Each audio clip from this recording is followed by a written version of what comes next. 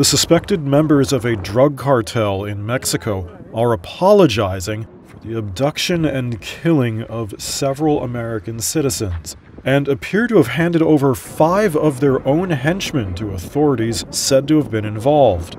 That's according to a Reuters source and local media. Hearses carrying the bodies of the dead are seen here under police guard before they were repatriated Thursday.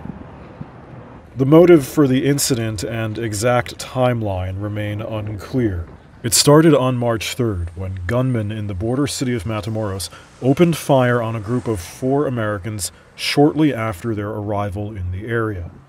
They were found days later in a cabin on the edge of the city, but 2 were dead, identified as Shaid Woodard and Zindel Brown.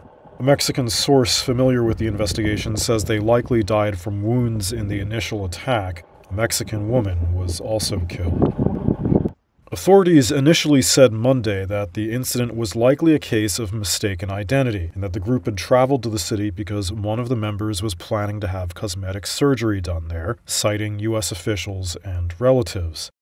An internal Mexican government document seen by Reuters, however, suggests a faction inside the Gulf Cartel was likely responsible, and that the authorities are investigating the possibility that the cartel members may have believed the Americans were encroaching on their turf in drug trafficking.